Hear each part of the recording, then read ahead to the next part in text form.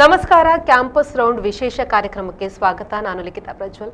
ಇವತ್ತಿನ ನಮ್ಮ campus round ವಿಶೇಷ ಮಾತುಕತೆ ಕಾರ್ಯಕ್ರಮದಲ್ಲಿ ಬೋಂದಿಲ್ನ ಸರ್ಕಾರಿ ಮಹಿಳಾ ಪಾಲಿಟೆಕ್ನಿಕ್ ಕಾಲೇಜಿನ 2025-26ನೇ ಸಾಲಿನ ಪ್ರವೇಶ ಪ್ರಕ್ರಿಯೆಯ ಬಗ್ಗೆ ಸಂಪೂರ್ಣ ಮಾಹಿತಿಯನ್ನು ತಿಳ್ಕೊಳ್ಳಿಕ್ಕಿದ್ದೇವೆ.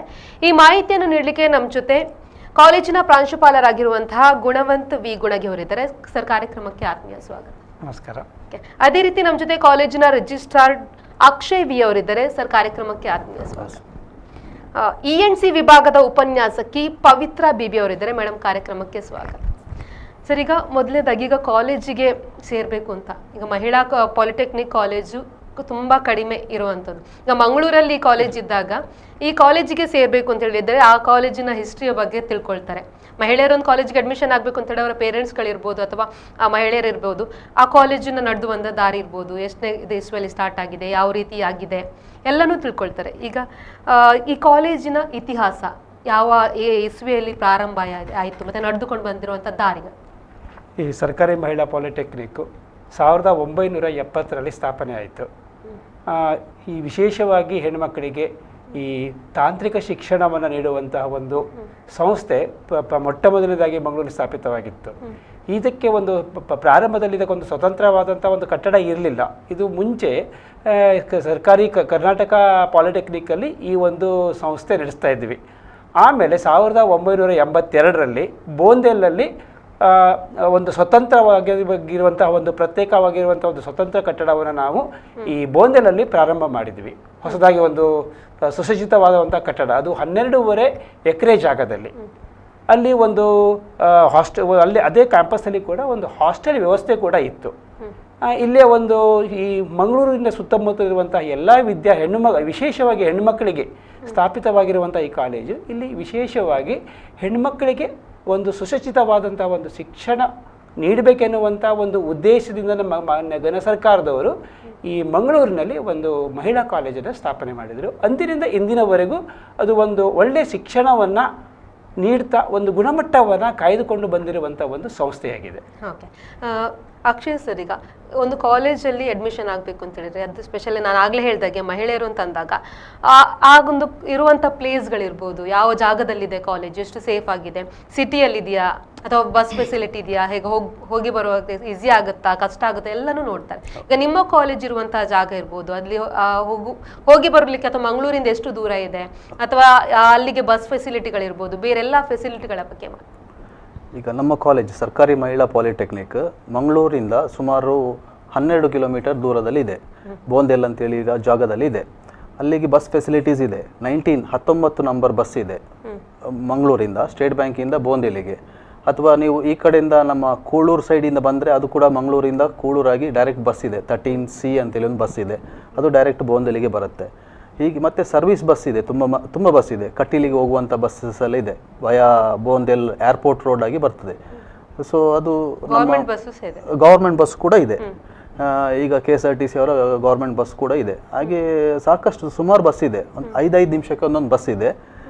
ಮತ್ತು ಬರೀ ಮಂಗಳೂರು ಮಾತ್ರ ಅಲ್ಲ, ಈ ಕಡೆ ಈಗ ರೂಟ್ ಚೇಂಜ್ ಆದರೆ ಈಗ ನಂತೂರು ಸೈಡಿಂದ ಅಥವಾ ನಾವು ಪಂಪೆಲಿಂದ ಅಲ್ಲಿಂದ ಬರೋದಾದರೆ ಅಲ್ಲಿಂದ 14 ನಂಬರ್ ಒಂದು ಬಸ್ ಇದೆ, ಅದು ಕೂಡ ಬರ್ತದೆ.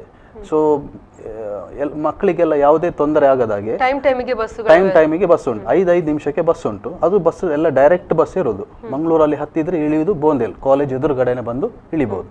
ಯಾವುದೂ ತೊಂದರೆಗಳಿಲ್ಲ. ಮತ್ತೆ ನಮ್ಮ ಕಾಲೇಜ್ ಕೂಡ ಇರೋದು ಈಗ ಬೋಂದೇಲ್ ಎಂಬ ಏರಿಯಾದಲ್ಲಿ, ಒಳ್ಳೆ ಡೆವಲಪ್ ಆದ ಏರಿಯಾ, ಅದು ಏರ್ಪೋರ್ಟ್ ರೋಡ್ ಅದು.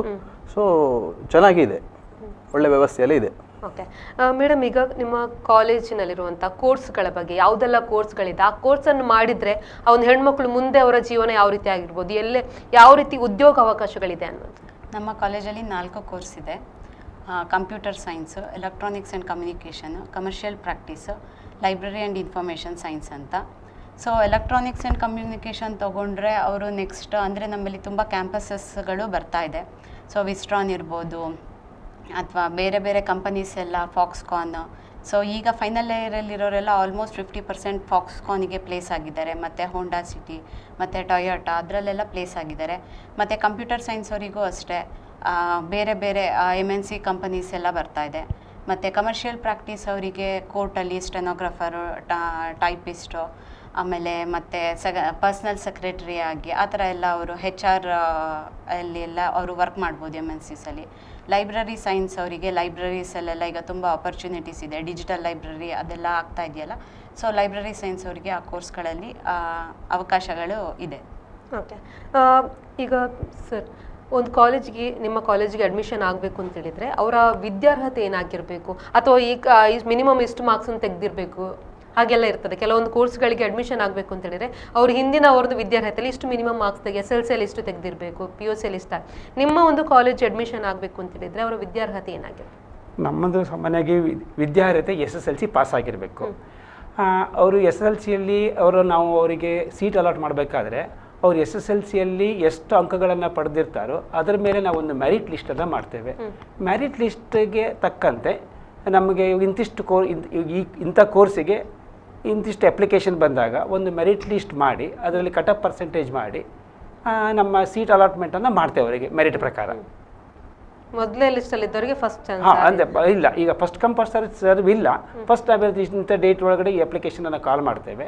ಬಂದಿರುವಂಥ ಅಪ್ಲಿಕೇಶನನ್ನು ಸ್ಕ್ರೂಟಿನಿ ಮಾಡಿ ಒಂದು ಮೆರಿಟ್ ಲಿಸ್ಟನ್ನು ರೆಡಿ ಮಾಡ್ತೇವೆ.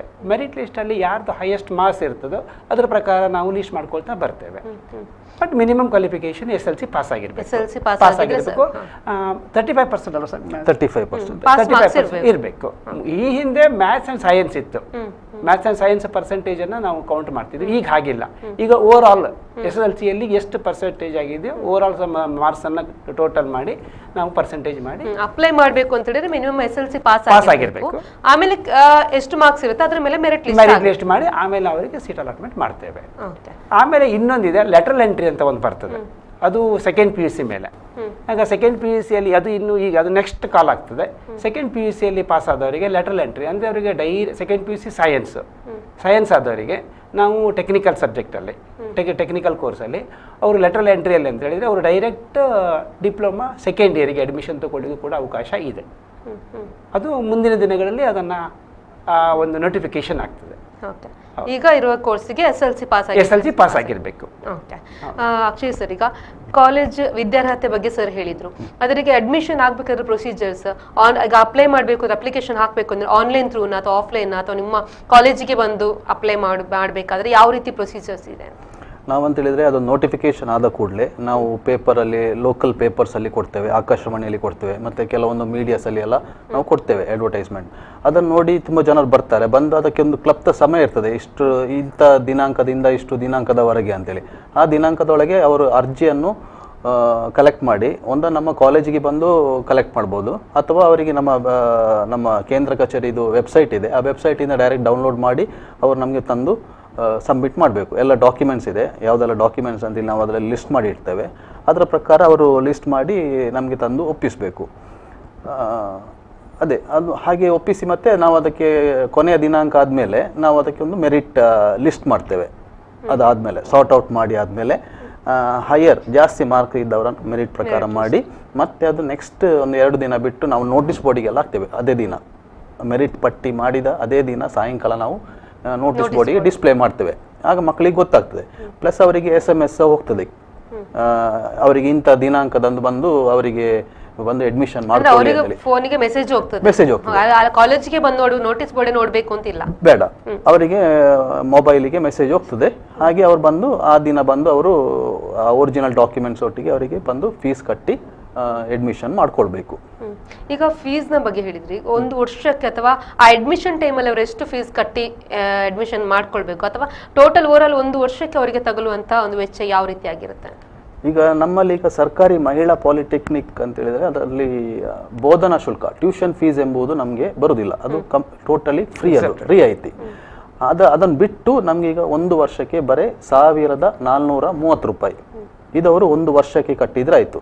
ಹಾಗೆಯೇ ಒಂದು ವರ್ಷಕ್ಕೆ 2 ಸೆಮಿಸ್ಟರ್ ಬರ್ತದೆ. ಆ 2 ಸೆಮಿಸ್ಟರಿಗೆ 350 ರೂಪಾಯಿ ಪರ್ ಸೆಮಿಸ್ಟರ್ ಅಂತ ಹೇಳಿದ್ರೆ 700 ರೂಪಾಯಿ. ಅದು ಇನ್ಕಮ್ ಲೆವೆಲ್ಲ ಜಾಸ್ತಿ ಇದ್ದರೆ, ಆ ಇನ್ಕಮ್ ಲೆವೆಲ್ ಏನು ಸರ್ಕಾರ ಏನು ಇದು ನಿರ್ಧಾರ ಮಾಡಿರ್ತಾರೆ ಆ ಲೆವೆಲ್ಗಿಂತ ಕೆಳಗೆ ಇದ್ರೆ ಇನ್ಕಮ್ ಸರ್ಟಿಫಿಕೇಟ್ ಸಬ್ಮಿಟ್ ಮಾಡಬೇಕು. ಇನ್ಕಮ್ ಸರ್ಟಿಫಿಕೇಟ್ ನಮ್ಮ ಇಲ್ಲಿ ಲೋಕಲ್ ತಹಶೀಲ್ದಾರ್ ಅವರು ಕೊಟ್ಟ ಸರ್ಟಿಫಿಕೇಟ್ ಪ್ರೊಡ್ಯೂಸ್ ಮಾಡಿದ್ರೆ ಅವರಿಗೆ ಒಂದು ಸೆಮಿಸ್ಟರಿಗೆ 50 ರೂಪಾಯಿ ಫೀಸ್. ಇನ್ಕಮ್ ಸರ್ಟಿಫಿಕೇಟ್ ಇದ್ರೆ ಆ ಲಿಮಿಟ್ ಒಳಗೆ ಇದ್ದವರಿಗೆ ಒಂದು ಸೆಮಿಸ್ಟರಿಗೆ 50 ಅಂತ ಹೇಳಿದ್ರೆ ಅದು ವರ್ಷಕ್ಕೆ 100 ರೂಪಾಯಿ ಆಗ್ತದೆ. ಸೊ ಈ 1430 ಪ್ಲಸ್ 50 ಪ್ಲಸ್ 50 2 ಎಕ್ಸಾಮ್ ಒಂದು ವರ್ಷಕ್ಕೆ. ಸೊ 1530 ರೂಪಾಯಿ. ಅದರಲ್ಲಿ ಮತ್ತೆ ಬುಕ್ಸ್ ಯಾವುದು ಬರೋದಿಲ್ಲ, ಬುಕ್ಸ್ ಯೂನಿಫಾರ್ಮ್ ಬರೋದಿಲ್ಲ, ಅದು ಎಕ್ಸ್ಟ್ರಾ ಆಗ್ತದೆ. ಅಂತ ಹೇಳಿದ್ರೆ ಈ ಒಂದು ಯೂನಿಫಾರ್ಮಿಗೆ 2 ಜೊತೆಗೆ 2000 ಅಂದಾಜು ಬರ್ತದೆ. ಅದು ಈಗಿನ ಕ್ಲಾತ್ ಮೇಲೆಲ್ಲ ಡಿಪೆಂಡ್ ಆಗ್ತದೆ. ಮತ್ತೆ ಅವರ ಬುಕ್ಸ್ ಖರ್ಚು. ಹಾಗೆ ಈಗ ಅಡ್ಮಿಷನ್ ಮಾಡ್ಬೇಕಾದ್ರೆ ಅವ್ರು ಎಷ್ಟು ಹಣ ಕೊಟ್ಟು ಅಡ್ಮಿಷನ್ ಮಾಡ್ಬೇಕು ಮಿನಿಮಮ್ ಅಂತ? 1430 ಫುಲ್ ಪೇಮೆಂಟ್ ಮಾಡಿ ಅಡ್ಮಿಷನ್ ಮಾಡಿ ಹೌದು ವರ್ಷಕ್ಕೆ. ಈಗ ಫುಲ್ ಟೋಟಲ್ ಆಗಿ ಅಷ್ಟೇ ಫೀಸ್, ಬೇರೆ ಯಾವುದೇ ಅವರಿಗೆ ಫೀಸ್ ಕಟ್ಲಿಕ್ಕೆ ಇರುವುದಿಲ್ಲ ಮಿಡ್ಲ್ ಅಲ್ಲಿ ಏನಕ್ಕಾದ್ರೂ? ಬೇರೆ ಯಾವುದು ಕಟ್ಲಿಕ್ಕೆ ಟೋಟಲ್ 1530 ಫೈನಲ್ ಫೀಸ್ ಅಷ್ಟೇ ಬರ್ತದೆ. 1430 ಪ್ಲಸ್ ಇದೆಲ್ಲ ಎಕ್ಸಾಮ್ ಫೀಸ್ ಮತ್ತೆ ಕಟ್ಟುವಂತದ್ದು. ಅದು ಒಂದು ವರ್ಷದ್ದು ಅದನ್ನ ಸೇರಿಸಿದೆ 1530 ಪ್ಲಸ್ ಎಕ್ಸ್ಟ್ರಾ ಬುಕ್ಸ್ ಇದ್ದು ಮತ್ತೆ ಯೂನಿಫಾರ್ಮ್ ಇದು ಮಾತ್ರ ಚಾರ್ಜಸ್ ಬರುವಂತ. ಓಕೆ ಮೇಡಮ್, ಈಗ ಅದೇ ರೀತಿ ಕಾಲೇಜಿಗೆ ಸೇರಿ ಆದ್ಮೇಲೆ ಒಂದು ಸ್ಕಾಲರ್ಶಿಪ್ ಅಂತ ಸಿಗುತ್ತೆ. ಎಷ್ಟೋ ಸ್ಟೂಡೆಂಟ್ಸ್ಗಳಿಗೆ ಆ ಸ್ಕಾಲರ್ಶಿಪ್ ಅವರಿಗೆ ಹೆಲ್ಪ್ ಆಗುವಂಥದ್ದು, ಫೀಸ್ ಕಟ್ಲಿಕ್ಕೆ ಇರ್ಬೋದು ಅಥವಾ ಬುಕ್ಸಿಗೆ ಇರ್ಬೋದು, ಅವ್ರ ಪರ್ಸನಲ್ ಕೆಲವು ಖರ್ಚುಗಳಿಗಿರ್ಬೋದು. ಆ ಸ್ಕಾಲರ್ಶಿಪ್ ತುಂಬಾ ಮುಖ್ಯ ಆಗ್ತದೆ. ನಿಮ್ಮ ಕಾಲೇಜಿನಲ್ಲಿ ಯಾವ ರೀತಿಯಲ್ಲ ಸ್ಕಾಲರ್ಶಿಪ್ಗಳು ಸಿಗುತ್ತೆ ಅಂತ, ಯಾವುದೆಲ್ಲ ಹೇಗೆಲ್ಲ ಅಪ್ಲೈ ಮಾಡ್ಬೋದು, ಯಾವ ಒಂದು ಸ್ಕಾಲರ್ಶಿಪ್ಗಳು ಅವೈಲೇಬಲ್ ಇದೆ ಅಂತ? ಗೌರ್ಮೆಂಟ್ ಅವರು ಬಿಟ್ಟಿರೋ ಥರ SSP, NSP, ವಿದ್ಯಾಸಿರಿ ಅದೆಲ್ಲ ಸ್ಕಾಲರ್ಶಿಪ್ಗಳಿದೆ. ಅದು ಯಾವ್ಯಾವ ಮಕ್ಳಿಗೆ ಇದಾಗುತ್ತೆ ಅದನ್ನ ನಾವು ಲಾಸ್ಟ್ ಡೇಟ್ ಎಲ್ಲ ಮೆನ್ಷನ್ ಮಾಡಿ ಹೇಳ್ತೀವಿ. ಅಲ್ಲಿ ಮಕ್ಕಳಲ್ದಿದ್ರೆ ನಾವೇ ಫಿಲ್ ಮಾಡೋ ಅಂಥ ಅವಕಾಶನೂ ನಾವು ಕಲ್ಪಿಸ್ಕೊಟ್ಟಿದ್ದೀವಿ. ನಮ್ಮ ಹತ್ರ ಬಂದರೆ ನಾವೇ ಆನ್ಲೈನ್ ಫಿಲ್ ಮಾಡಿ ಮಕ್ಕಳಿಗೆ ಹೇಳ್ತೀವಿ. ಅದು ಅಲ್ಲದೆ AICT ಅವರು 50,000 ತನಕ ಸ್ಕಾಲರ್ಶಿಪ್ಪನ್ನು ಬಿಟ್ಟಿದ್ದಾರೆ. ಸೊ ಅದಕ್ಕೂ ಅಷ್ಟೇ ಟೆಕ್ನಿಕಲ್ ಸ್ಟೂಡೆಂಟ್ಸು ಅಪ್ಲೈ ಮಾಡ್ಬೋದು. 50,000 ತನಕ ಅವರಿಗೆ ಸ್ಕಾಲರ್ಶಿಪ್ ಸಿಗುತ್ತೆ AICT ಇದರಲ್ಲಿ ಸ್ಕಾಲರ್ಶಿಪ್. ಮೇಡಮ್, ಈಗ ಸ್ಕಾಲರ್ಶಿಪ್ ಬಗ್ಗೆ ಹೇಳಿದ್ರಿ. ಅದೇ ರೀತಿ ಈಗ ಒಂದ್ಸಲ ಕಾಲೇಜ್ ಎಲ್ಲ ಅವ್ರದ್ದು ಕಂಪ್ಲೀಟ್ ಆದ್ಮೇಲೆ ಮುಂದೆ ಅವ್ರದ್ದು ಉದ್ಯೋಗ ಅವಕಾಶ ಅದೊಂದು ತುಂಬಾ ಚಾಲೆಂಜ್ ಆಗಿರುವಂಥದ್ದು. ಕೆಲವು ಮಕ್ಕಳಿಗೆ ನಾಲೆಜ್ ಇರುವುದಿಲ್ಲ, ನಾವು ಎಲ್ಲಿ ಹೋಗ್ಬೇಕು, ಯಾವ ರೀತಿ ಅಪ್ಲೈ ಮಾಡಬೇಕು, ಎಲ್ಲಿ ವೇಕೆನ್ಸಿ ಇದೆ ಅನ್ನುವಂಥದ್ದು ಗೊತ್ತಿರುವುದಿಲ್ಲ. ಸೊ ಅಂಥವರಿಗೆ ನಿಮ್ಮ ಒಂದು ಕಾಲೇಜಿಂದ ಯಾವ ರೀತಿ ಸಹಾಯ ಆಗ್ತದೆ? ಕ್ಯಾಂಪಸ್ ಸೆಲೆಕ್ಷನ್ ಇರ್ಬೋದು ಅಥವಾ ನೀವು ಲೆಕ್ಚರರ್ಸ್ಗಳು ರೆಫರ್ ಮಾಡುವಂಥದ್ದು ಇರ್ಬೋದು, ಆ ರೀತಿ ಏನಾದರೂ ಇದೆಯಾ ಅಂತ ಸಹಾಯಗಳಾಗ? ಈಗ ಫೈನಲ್ ಇಯರಲ್ಲಿ ಅವರು 5th ಸೆಮ್ಮಲ್ಲಿ ಪಾತ್ವೇ ಅಂತ ತಗೊಳ್ತಾರೆ. ಆ ಪಾತ್ವೇ ಆದಮೇಲೆ 6th ಸೆಮ್ಮಲ್ಲಿ ಇಂಟರ್ನ್ಶಿಪ್ ಅಂತ ಹೋಗ್ತಾರೆ. ಸೊ ಇಂಟರ್ನ್ಶಿಪ್ ಅಂತ ಬೇರೆ ಬೇರೆ ಕಂಪ್ನೀಸ್ಗಳಿಗೆ ನಾವು ಅವರಿಗೆ ಹೋಗಲಿಕ್ಕೆ ಅವಕಾಶ ಮಾಡಿಕೊಡ್ತೀವಿ. ನಾವೇ ಕಂಪ್ನೀಸ್ಗಳನ್ನ ಅವರಿಗೆ ಸಜೆಸ್ಟ್ ಮಾಡ್ತೀವಿ, ಇಂಥ ಕಂಪನಿಗಳಿಗೆ ಹೋಗಿ. ಈಗ ಟಾಟಾ ವಿಸ್ಟ್ರಾನ್, ಫಾಕ್ಸ್ಕಾನ್ ಅದಕ್ಕೆಲ್ಲ ನಮ್ಮದು ಲಾಸ್ಟ್ ಇಯರ್ ಸ್ಟೂಡೆಂಟ್ಸ್ ಹೋಗಿದ್ದಾರೆ.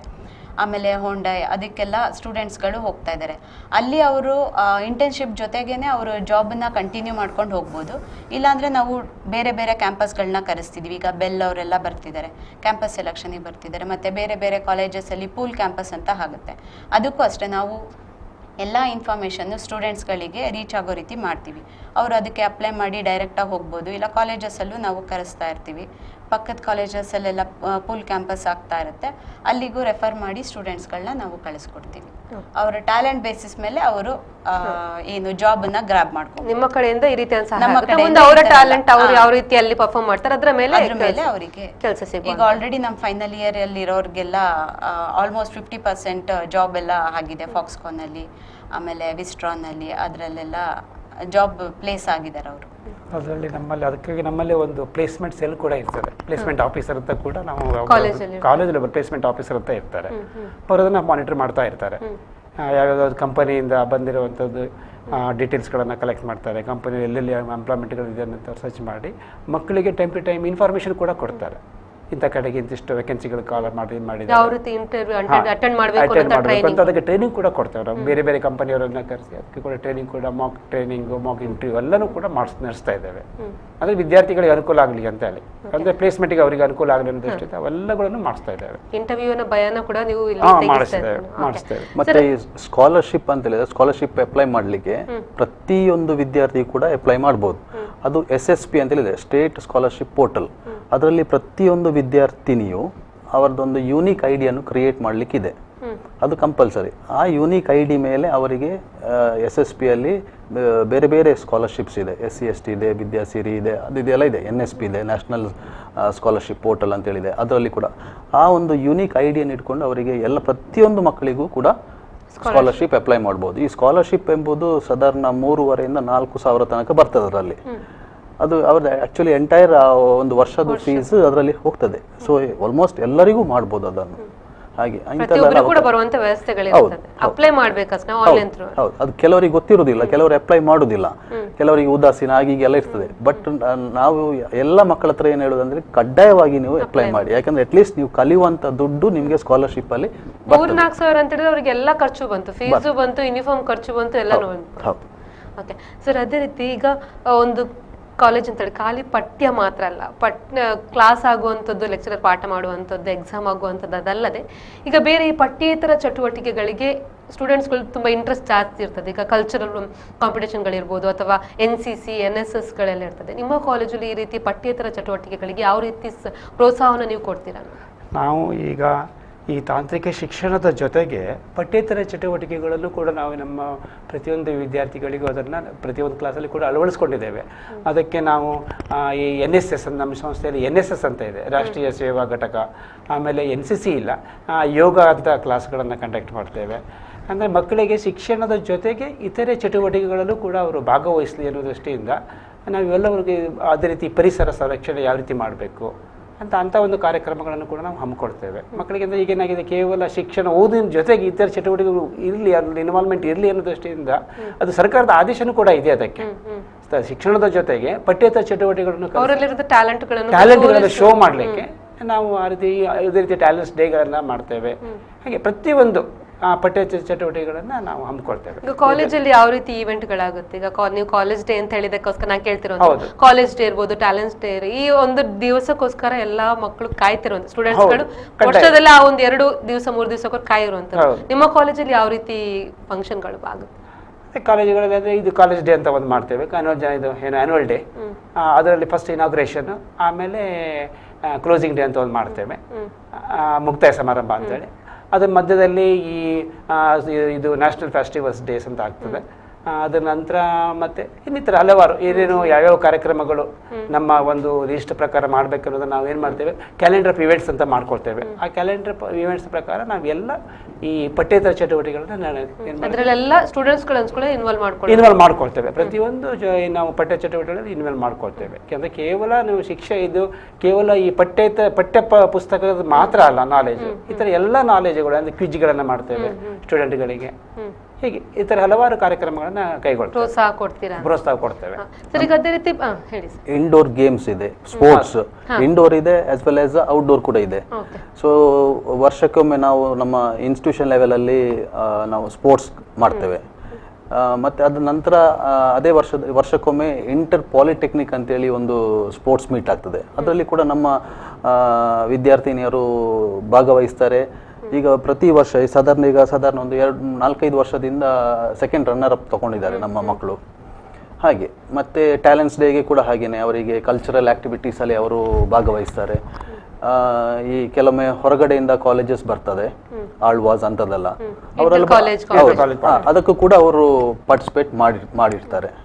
ಅಂದ್ರೆ ಎಲ್ಲ ಈ ರೀತಿ ಚಟುವಟಿಕೆಗಳಿಗೆ ಕೂಡ ಕಾಲೇಜಿಂದ ಸಂಪೂರ್ಣ ಸಹಕಾರ ಇದೆ ಅನ್ನುವಂತ. ಅವರೊಂದು ಟ್ಯಾಲೆಂಟ್ ಅನ್ನು ಶೋ ಮಾಡ್ಲಿಕ್ಕೆ ಎಲ್ಲಾ ರೀತಿಯಾದ ಸಹಕಾರ ಎಲ್ಲ ಲೆಕ್ಚರರ್ಸ್ ಗಳಿಂದ ಸಿಗ್ತದೆ ಅಂತ.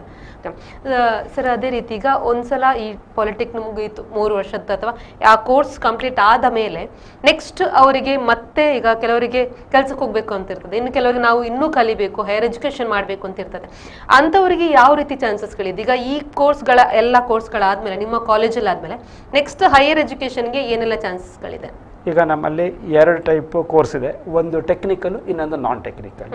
ಈಗ ನಮ್ಮಲ್ಲಿ ಇರೋದು ಟೆಕ್ನಿಕಲ್ಲು ಎಲೆಕ್ಟ್ರಾನಿಕ್ಸ್ ಆ್ಯಂಡ್ ಕಮ್ಯುನಿಕೇಷನ್, ಇನ್ನೊಂದು ಕಂಪ್ಯೂಟರ್ ಸೈನ್ಸು.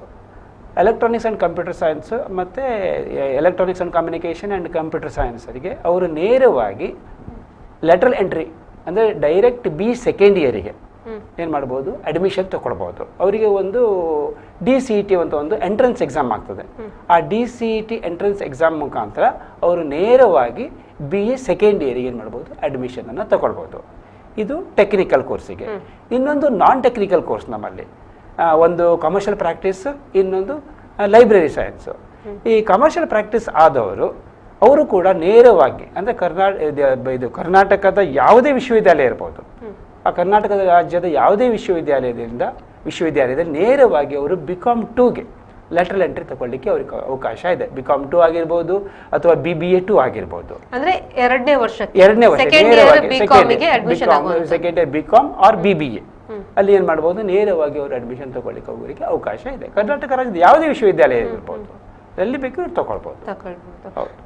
ಅಕ್ಷಯ್ ಸರ್, ಈಗ ಕಾಲೇಜ್ ಅಡ್ಮಿಷನ್ ಸ್ಟಾರ್ಟ್ ಆಗಿದೆ ಅಥವಾ ಈಗ ಅಡ್ಮಿಷನ್ ಮಾಡಬೇಕು ಅಂತಿರುವಂತಹ ಸ್ಟೂಡೆಂಟ್ಸ್ಗಳಿಗೆ ಯಾವಾಗ ಅಡ್ಮಿಷನ್ ಸ್ಟಾರ್ಟ್ ಆಗ್ತದೆ ಅಥವಾ ಕೊನೆಯ ಡೇಟ್ ಏನು, ಅಥವಾ ನಿಮ್ಮ ಕಾಲೇಜಿಗೆ ಬಂದು ಅವ್ರು ಅಪ್ಲೈ ಮಾಡಬೇಕು ಅಂತ ಹೇಳಿದ್ರೆ ಯಾವ ಟೈಮಿಗೆ ಬಂದ್ರೆ ಸಿಗ್ತಾರೆ ಅಥವಾ ಯಾರನ್ನ ಕಾಂಟ್ಯಾಕ್ಟ್ ಮಾಡಬೇಕು ಅಂತ? ಈಗ ನಮ್ಮಲ್ಲಿ ಈಗ ಆಫೀಸ್ ಟೈಮ್ ಅಂತಲೇ 10 ಗಂಟೆಯಿಂದ 5:30 ತನಕ. ಅದರ ನಡುವಲ್ಲಿ ಅವರಿಗೆ ಯಾವ ಹೊತ್ತಲ್ಲಿ ಕೂಡ ಬಂದರೆ ಅವರಿಗೆ ಅಡ್ಮಿಷನ್ ಮಾಡ್ಕೊಳ್ಬೋದು. ಮತ್ತು ಈ ಅಡ್ಮಿಷನ್ ಪ್ರೋಸೆಸ್ ಅಂತ ಹೇಳಿದ್ರೆ ಒಂದು ತಿಂಗಳವರೆಗೆ ಇರ್ತದೆ. ಆಲ್ರೆಡಿ ಸ್ಟಾರ್ಟ್ ಆಗಿದೆ ಅಥವಾ ಈಗ ಸ್ಟಾರ್ಟ್ ಆಗಿದೆ, ಈಗ ಪ್ರೋಸೆಸ್ ನಡೀತಾ ಇದೆ. ಈಗ ನಮ್ಮಲ್ಲಿ ಈಗ ಮಕ್ಕಳಿಗೆ ಬರ್ತಾ ಇದ್ದಾರೆ, ಅಪ್ಲಿಕೇಶನ್ಸ್ ತಗೊಳ್ತಾ ಇದ್ದೇವೆ. ಅದು ಹಂತವಾಗಿ ಇರ್ತದೆ. ಫಸ್ಟ್ ಮೊದಲನೇ ಹಂತ, ಎರಡನೇ ಹಂತ ಅಂತೇಳಿ ಆ ಪ್ರತಿಯೊಂದು ಹಂತಕ್ಕೂ ಒಂದು ದಿನ 2 ದಿನ ಗ್ಯಾಪ್ ಇರ್ತದೆ. ಅದು ಕೆಲವೊಮ್ಮೆ ಸ್ಯಾಟರ್ಡೆ ಸಂಡೇಸ್ ಬರ್ತದೆ.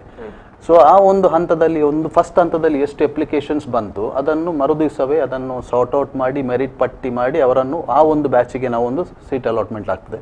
ನಂತರ ಸೆಕೆಂಡ್ ಹಂತ ಬರ್ತದೆ, ಅದು ಕೂಡ ಹಾಗೆ ಹಂತ ಆಗಿ 4-5 ಹಂತ ಬರ್ತದೆ ಹಾಗೆ. ಸೊ ಅದು ಆಲ್ಮೋಸ್ಟ್ ಒಂದು ತಿಂಗಳಿದು ಪ್ರೋಸೆಸ್. ಅದು ಆ 1 ತಿಂಗಳ ಪ್ರೋಸೆಸ್ ಅಲ್ಲಿ ನಮಗೆ ಸಾಧಾರಣ ಅಡ್ಮಿಷನ್ಸ್ ಆಗ್ತದೆ. ಸರ್, ಅದೇ ರೀತಿ ಈಗ ಹಾಸ್ಟೆಲ್ ವ್ಯವಸ್ಥೆ, ಈಗ ದೂರದಿಂದ ಬರುವಂತ ವಿದ್ಯಾರ್ಥಿಗಳು ಅಲ್ಲಿ ಹಾಸ್ಟೆಲ್ನ ವ್ಯವಸ್ಥೆ ಯಾವ ರೀತಿ ಇರ್ತದೆ ಅಥವಾ ಹೇಗೆ ಹಾಸ್ಟೆಲ್ಗೆ ಅಡ್ಮಿಷನ್ ಅಥವಾ ನಿಮ್ಮ ಕಾಲೇಜಲ್ಲಿ ಹಾಸ್ಟೆಲ್ ಎಲ್ಲಿ, ನಿಮ್ಮ ಕಾಲೇಜಿಂದ ಹಾಸ್ಟೆಲ್ಗೆ ಎಷ್ಟು ದೂರ ಇದೆ ಅನ್ನುವಂಥದ್ದು, ಅದರ ಬಗ್ಗೆ ಒಂದು ಹಾಸ್ಟೆಲ್ನ ವ್ಯವಸ್ಥೆಗಳ ಬಗ್ಗೆ? ಈಗ ನಮ್ಮ ಕ್ಯಾಂಪಸ್ ಅಲ್ಲೇ ಹಾಸ್ಟೆಲ್ ಇದೆ, ನಮ್ಮದೇ ಆದ ಒಂದು ಹಾಸ್ಟೆಲ್ ಇದೆ, ಸರ್ಕಾರಿ ಹಾಸ್ಟೆಲ್.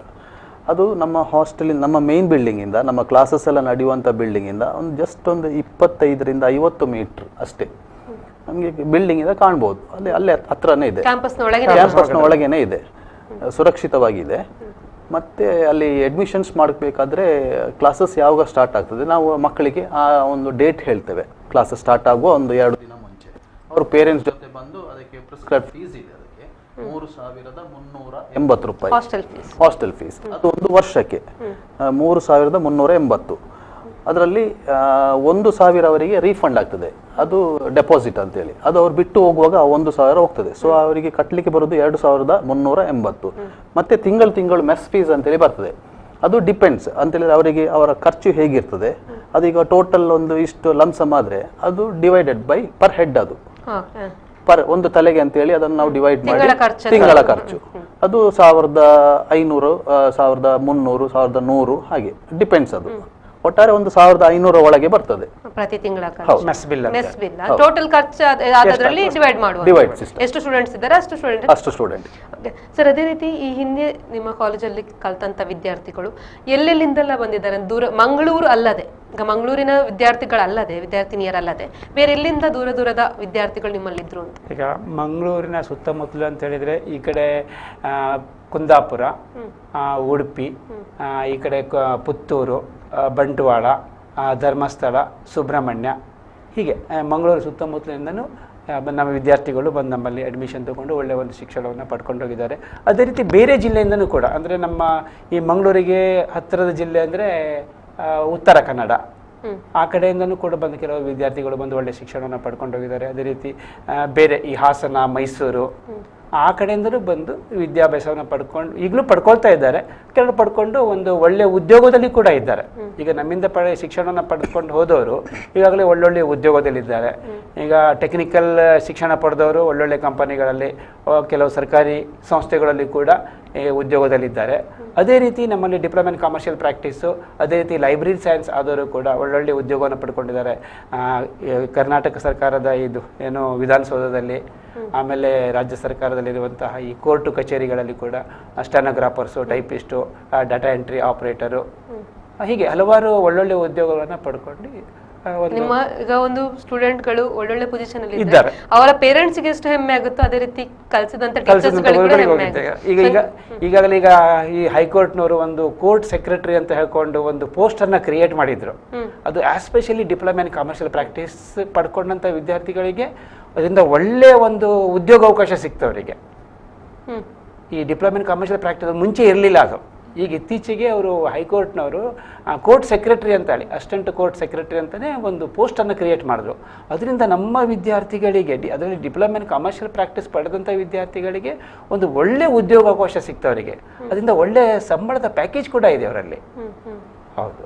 ಓಕೆ ಸರ್, ಈಗ ಕೊನೆಯದಾಗಿ ನಿಮ್ಮ 3 ಜನ ಹತ್ರ ನಾನು ಕೇಳೋದು ಅಂತ ಹೇಳಿದ್ರೆ, ಈಗ ಒಂದು ಅಡ್ಮಿಷನ್ ಆಗಬೇಕು, ನಿಮ್ಮ ಕಾಲೇಜಿಗೆ ಒಂದು ವಿದ್ಯಾರ್ಥಿನಿ ಬರಬೇಕು ಅಂತಿದ್ದವರಿಗೆ, ಅಥವಾ ಒಂದು ಎಜುಕೇಶನ್ ಎಷ್ಟು ಇಂಪಾರ್ಟೆಂಟ್ ಒಂದು ಮಹಿಳೆಗೆ, ಅವಳಿಗೆ ಒಂದು ಎಜುಕೇಶನ್ ಎಷ್ಟು ಇಂಪಾರ್ಟೆಂಟ್ ಅನ್ನೋದು ನೀವೊಂದು ನಿಮ್ಮ ಕಾಲೇಜಿಗೆ ಯಾಕೆ ಬರಬೇಕು ಅಥವಾ ಹೇಗೆ ಅಡ್ಮಿಷನ್ ಆಗಬೇಕು ಅಂತ ಕಂಪ್ಲೀಟ್ ಆಗಿ ಹೇಳಿದ್ರಿ. ಅದರದ್ದು ಕೊನೆಯದಾಗಿ ಏನು ಮೆಸೇಜ್ ಕೊಡ್ತೀರಾ ಅಂತ ಸರ್? ನಾನು ಹೇಳೋದನ್ನು ಹೇಳಿದರೆ, ಈ ಡಿಪ್ಲೊಮಾ ಅನ್ನೋ ಒಂದು ಶಿಕ್ಷಣ ಒಂದು ಈ ಕಡಿಮೆ ಖರ್ಚಿನಲ್ಲಿ ಒಂದು ಒಳ್ಳೆ ಗುಣಮಟ್ಟದ ಶಿಕ್ಷಣವನ್ನು ಪಡ್ಕೊಳ್ಳಿಕ್ಕೆ ಅನುಕೂಲ ಆಗ್ತದೆ.